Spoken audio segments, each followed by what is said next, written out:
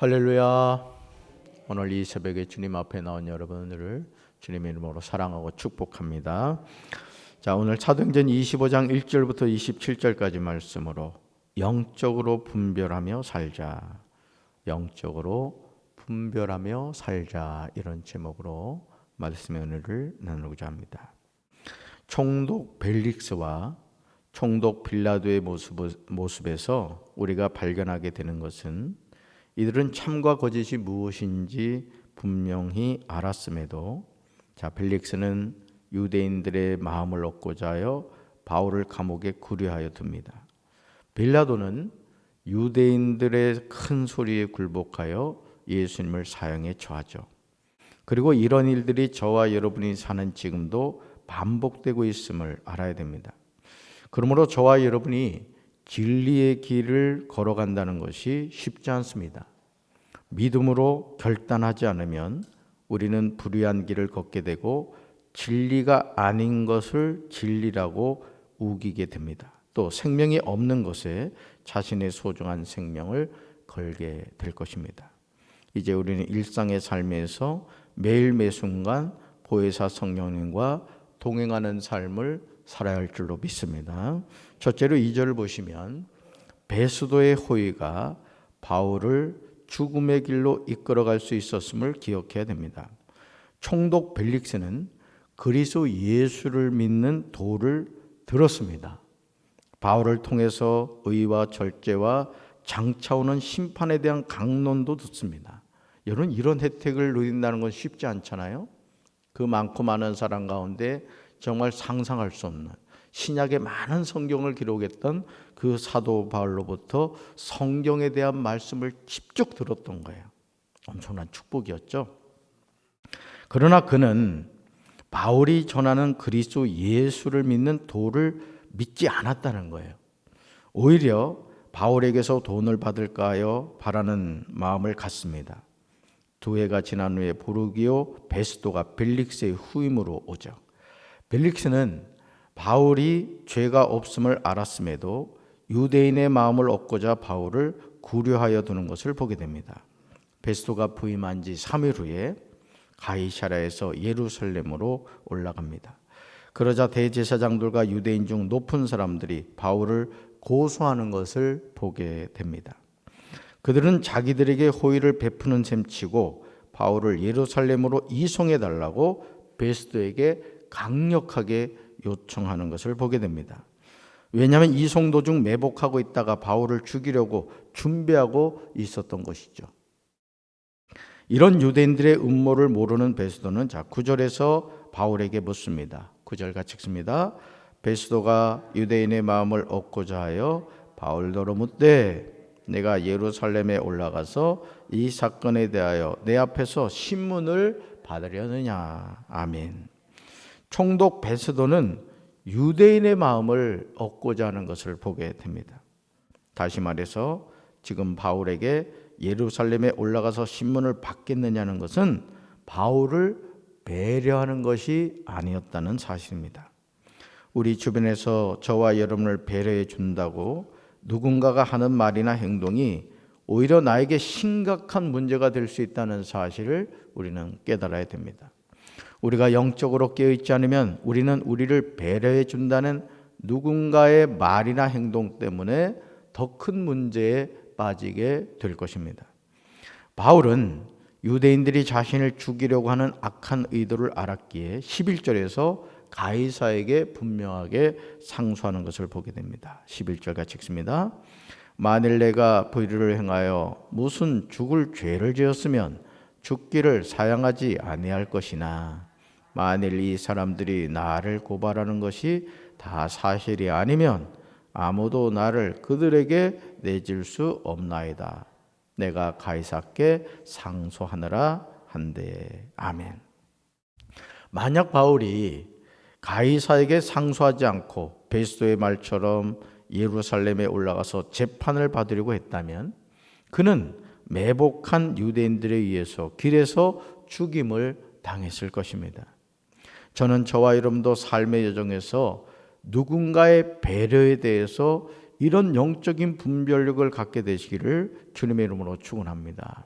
이거 내가 너한테만 해주는 말인데 하면서 뭐 있지도 않은 말을 한다거나 또는 말에다 살을 붙여서 자꾸 어떤 생각해 준다고 해주는 말이 오히려 영적으로 나를 시험 들게 하고 또 하나님으로부터 멀어지게 만드는 그런 일이 있다는 것이죠.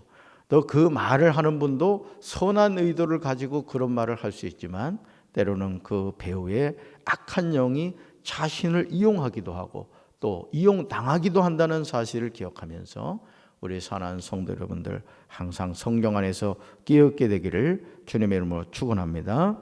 자, 두 번째로 19절입니다.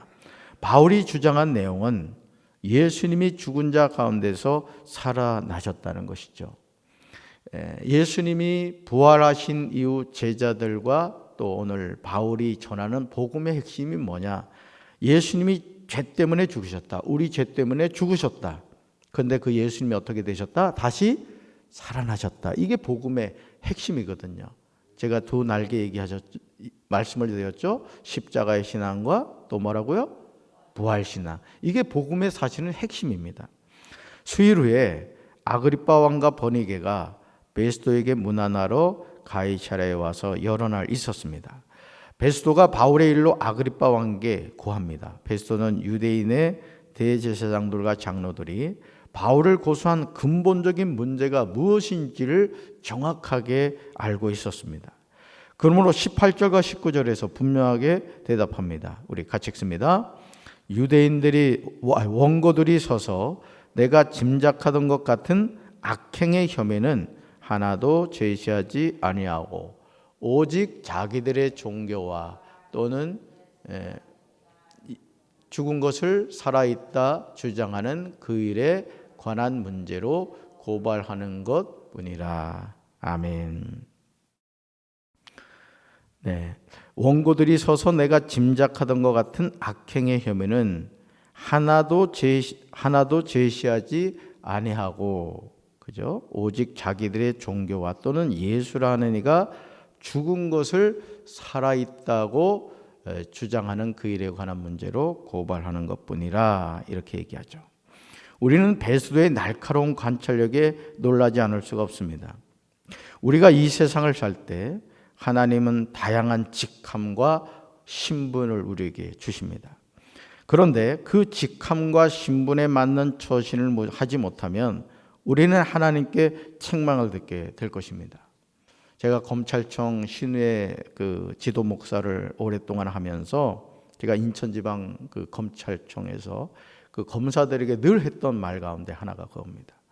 여러분들은 보통 사람들이 쉽게 가질 수 없는 직함을 갖고 있습니다. 여러분들이 그 직함을 왜 하나님께서 주셨겠습니까?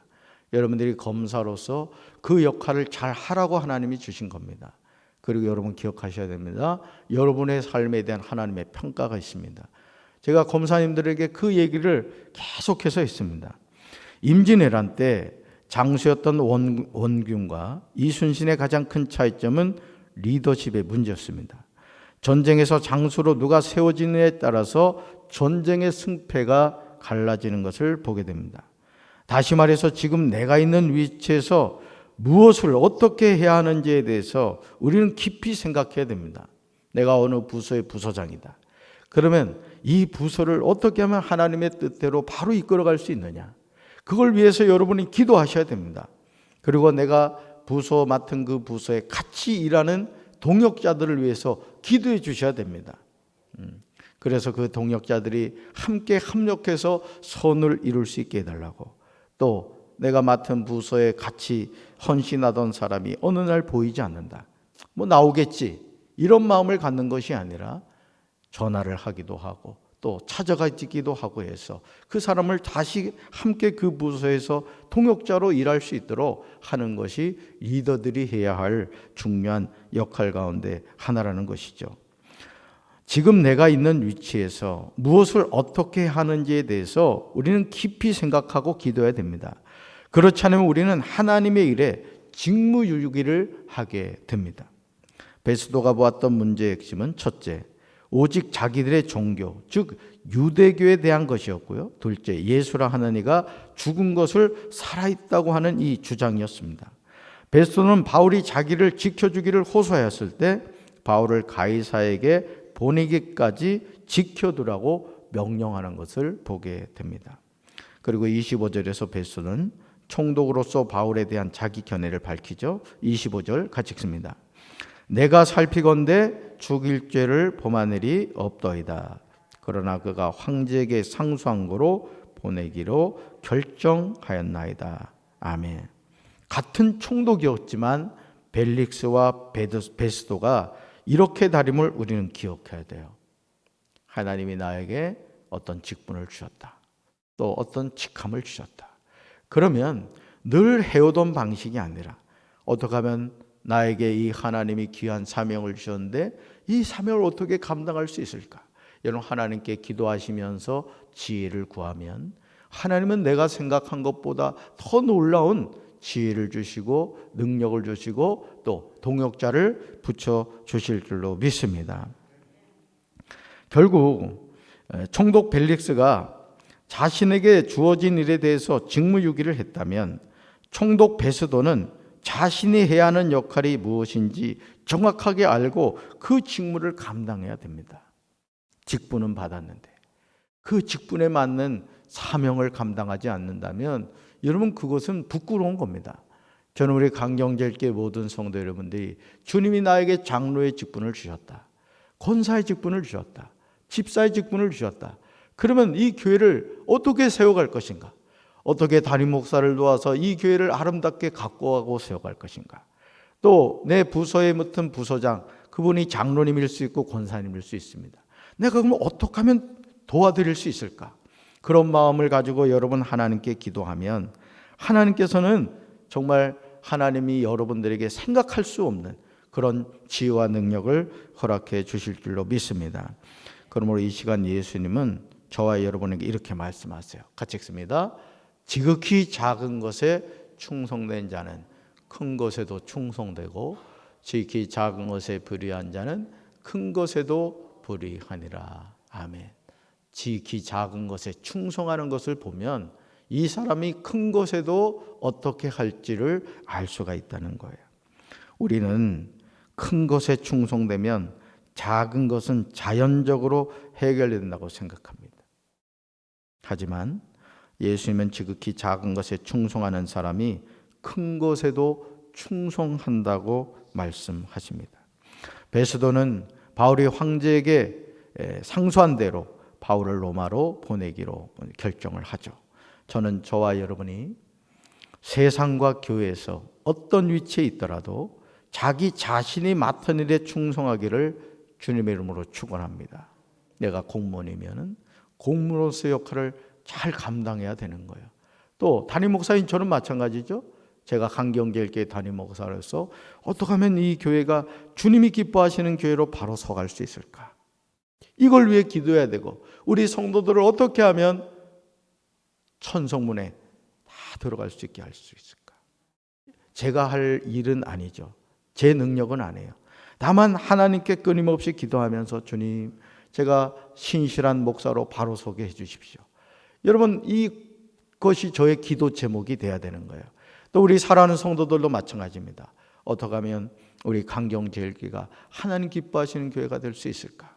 또 내가 하는 일을 통해서 어떻게 하면 하나님의 영광을 나타낼 수 있을까? 여러분, 그것을 위해 기도하시고 여러분들이 하나님의 주의를 구할 때 하나님께서 우리 사랑하는 성도들에게 여러분 생각하는 것보다도 더 놀라운 지혜와 능력을 허락하실 줄로 믿습니다. 이것이 우리가 그리스도인으로서의 바른 삶의 자세입니다. 어디 가서도 그냥 쓰레기 막 버리거나 하지 않고 말이죠.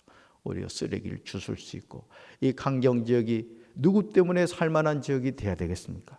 우리 강경제일교회 성도들 때문에 이 강경이 살만한 지역이 되고, 이곳이 우리 강경제일교회를 통해서 축복받는, 그래서 전국에서 가장 살고 싶은 도시가 우리 강경이 되기를 주님의 이름으로 축원합니다.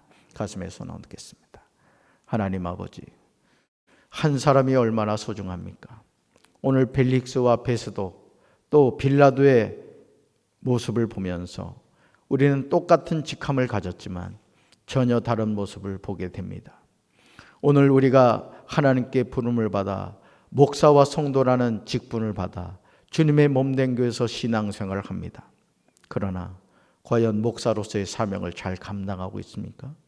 장로로서, 권사로서, 집사로서, 성도로서 하나님이 주신 그 직분을 우리는 얼마나 감당하고 있습니까? 마땅히 하나님이 우리를 불러주셔서 이 사명의 자리로 인도해 주셨는데 우리는 손을 놓고 손을 내리고 아무 일도 하지 않으면서 그렇게 적당히 신앙생활하고 있지 않습니까? 오늘도 거룩한 성일을 맞이하여 주께서 우리에게 주신 수많은 사명들이 있습니다.